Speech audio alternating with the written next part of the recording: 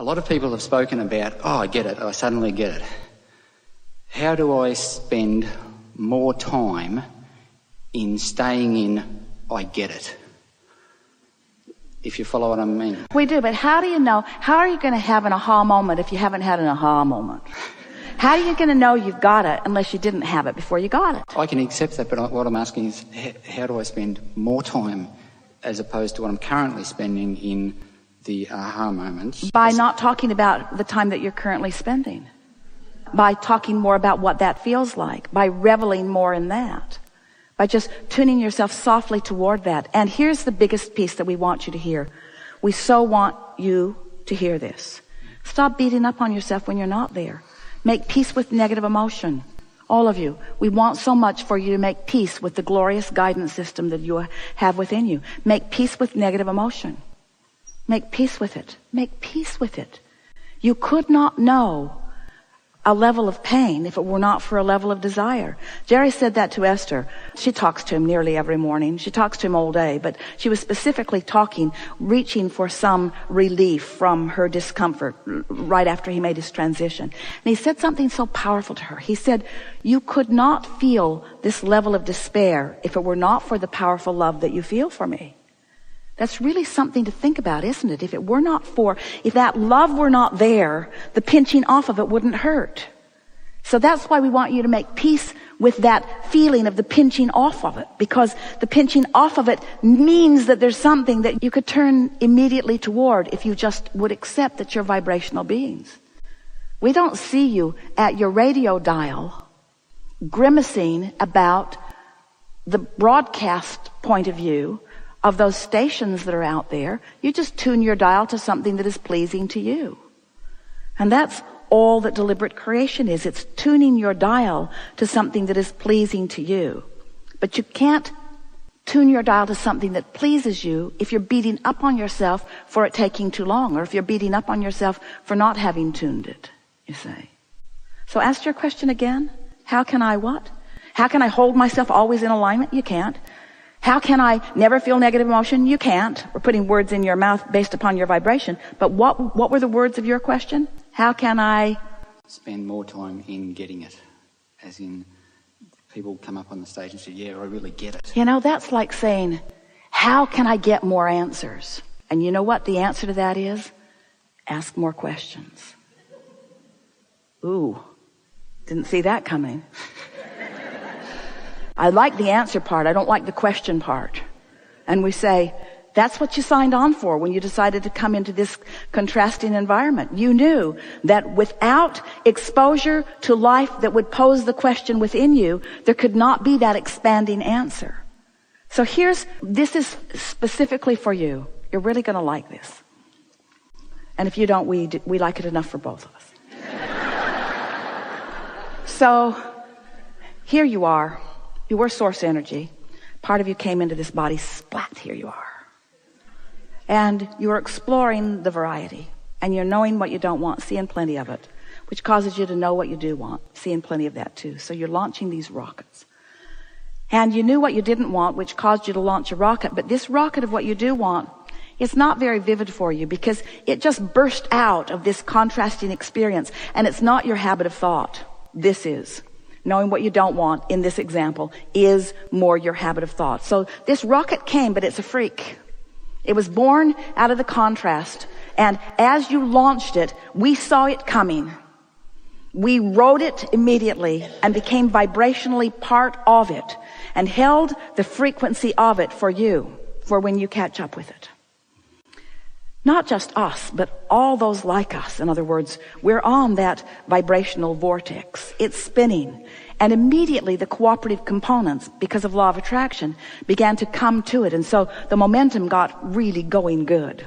In fact, it got going so good that you couldn't stick with it. Not for very long. You launched it, but you haven't practiced it. So what are you left with? Oh, you gave birth to it, but you're not a vibrational match to it. So where does that leave you? It leaves you in emotional awareness of your separation from it. Well, big deal, Abraham. That's not too satisfying. So you're telling me I launched a desire and all I know now is that I'm not a match to the desire? Pretty much. But that's worth knowing everything, because if you know you launched it, if you know it's yours, if you know source energy is focused upon it, if you know source energy is holding the signal of it, then even though you're not a vibrational match to it right now, that doesn't matter, because you have plenty of time. It's not going anywhere. You now know that you've launched the rocket. And so now you say, all right, I'll focus upon the fact that it does exist, even though it hasn't evidenced itself. I'll accept that it's in my vortex, even though my point of attraction hasn't allowed me to realize it yet.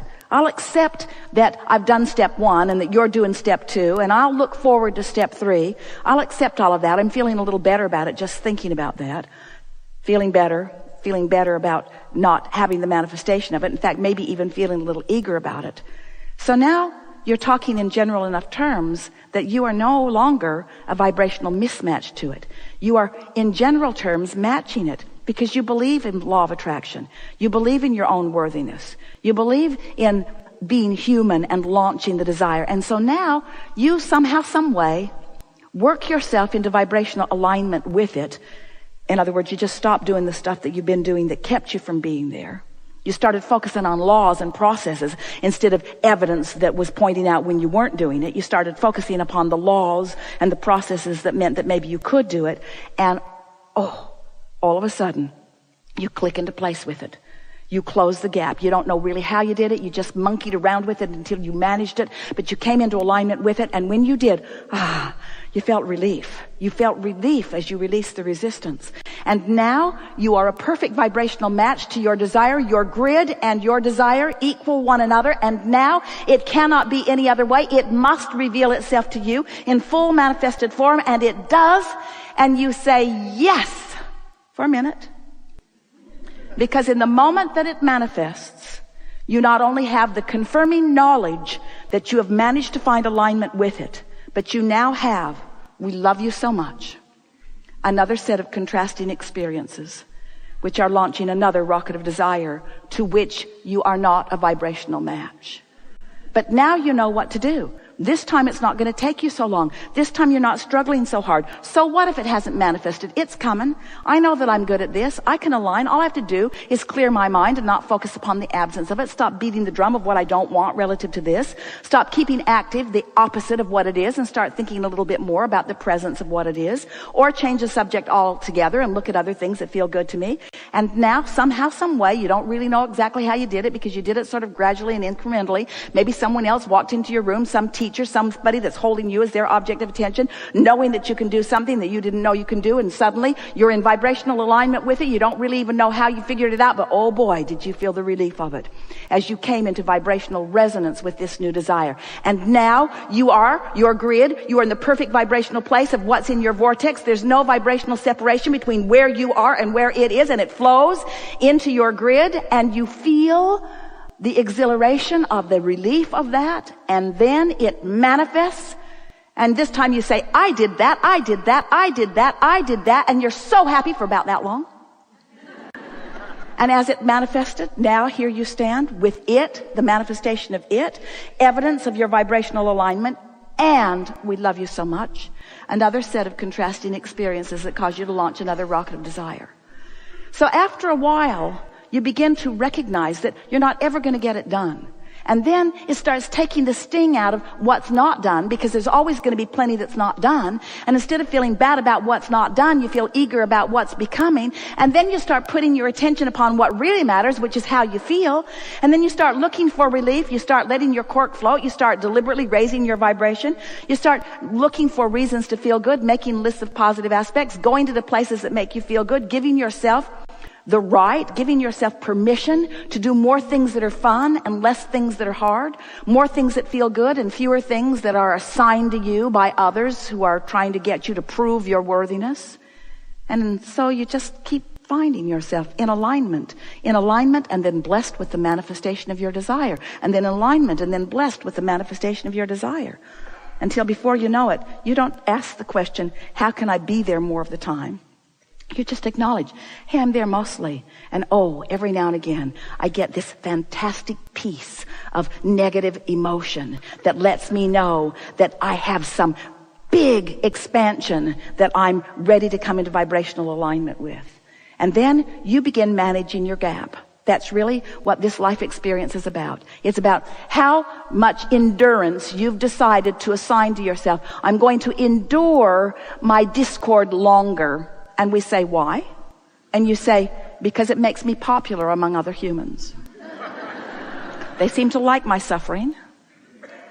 And we say, if we were standing in your physical shoes, we'd suffer if we couldn't figure out how to do anything otherwise. But we'd be figuring out pretty quick how to relieve ourselves of the suffering of our own negative attention toward things that are a vibrational mismatch to the whole that we have become. You are the creators of your reality, and you came forth into these magnificent bodies with clear intent. And you knew that you would be exploring the contrast, and you knew that the contrast would inspire you to new heights. And you knew that that vortex would fill to the brim with all kinds of magnificent things, and that law of attraction would bring a synergy to it, and that the cooperative components would all be gathered. And you intended full well to be very speedily along the way to be one of those cooperative components. And you knew that you would have guidance within you that would let you know how much cooperation you were giving to this cooperative vortex. You knew that your emotions would tell you where you are, and it was your full intention to follow the thoughts that felt the best, knowing that life would just keep causing and expanding you, and that the fun of life causing and expanding you is to consciously keep up with that expansion. To consciously keep up with your expansion. That's what life is all about, you see. Not one of you said, I'll pay the price, I'll go forth and suffer, I'll turn the world around, I'll help point out the errors of their ways, I'll make the world a better place. Every one of you said, I'll go forth and I'll carve out my individual and powerfully important impression of what would be an improvement. And then I will punctuate it by aligning with my idea and allowing the evidence of it to actualize in my experience. That's what this expanding universe is all about. We stand in non-physical energy, but there is nothing about your physical world that we are not fully involved in. And so your satisfaction is ours. And those positive emotions that you revel in, that's the party we're all throwing on your behalf, you see. It's time for everybody to come to the party. And your question was our favorite question so far. How can I be at the party more? How can I be there more? How can I allow myself more of the fun of this physical life experience? And we say, step 1, step 2, step 3. Put your attention upon step 3 because step 1 and 2 come naturally. Step 3 is your work. Step 3 is your work. The art of allowing. The art of allowing your alignment with all that you have become. Not because it's assigned to you, but because once you identify it, you can't go back from it. You can't expand to a new place and ever feel the satisfaction that is yours to feel unless you stay up to speed with the new space that you have carved out, you see. There is great love here for you. This has been an exhilarating gathering. You come with intensity. There's a lot that you want to know. You come with vibrational balance. There's a lot that you already do know. You come with a vortex full of magnificent things. And you came with a readiness to come into resonance with that which you are. We are exhilarated about what you're about to discover, about who you are in the days that follow this gathering. There is great love here for you. And as always, we remain stubbornly and blissfully in your voice.